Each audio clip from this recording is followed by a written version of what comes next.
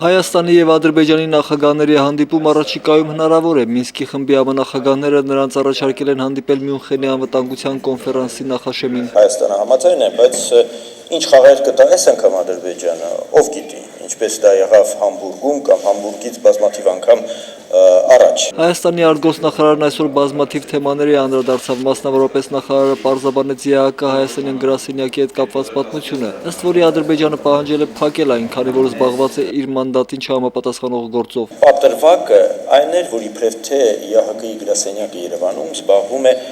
այսպես կոչված ականազերծման մի ծրագրով, որը հակասում է գրասենյակի մանդատին։ Իրականության մեջ ոչ թե ականազերծման ծրագիր է դա, այլ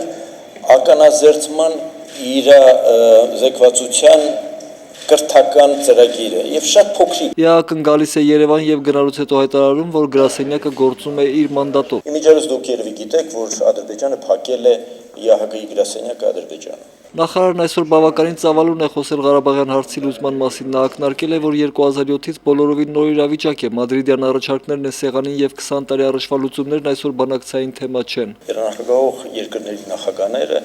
բազմիցս ասել են, որ դրանք մշակված են եւ ներկայացված են որպես մեկ ամբողջություն։ Պարոն Նալբանդյանը չի մեկնաբանի առաջին նախագահ Լևոն Տեր-Պետրոսյանի մտահոգությունները հենց մադրիդյան առաջարկների մասով, ինքը միայն հարգանքով կվերաբերվի դրանց։ Մենք ի վերջո շատ առաջ ենք գնացել այդ մտահոգություններից։ Ամբողջ գործընթացում եղել է մեծ զարգացում, այս բանակցությունները, այս զարգացումները նաեւ նկատի են ունեցել նախորդ փորձ։ Նախարարը չի ասի, որ Ղարաբաղի հարցի լուծման օգտին այսօր ամենամեծը Ռուսաստանի հնարավորություններն են, մեծ են նաև Ֆրանսիայի եւ Ամերիկայի հնարավորությունները, նրանք ի վերջո միասին են աշխատում հարցի լուծման ուղղությամբ։ Խոչընդոտման մեղավորը Բաքուն է, ոչ թե համանախագահները։ Ինչ են ասում ադրբեջանցիք։ Ասում են, որ այս հիմնախնդիրը պետք է լուծվի միայն տարածքային ամբողջականության հիման վրա։ Ինչ է ասում միջազգային հանրությունը։ Գիտեք ինչ է ասում։ Ասում են 3 սկզբունքի հիման վրա,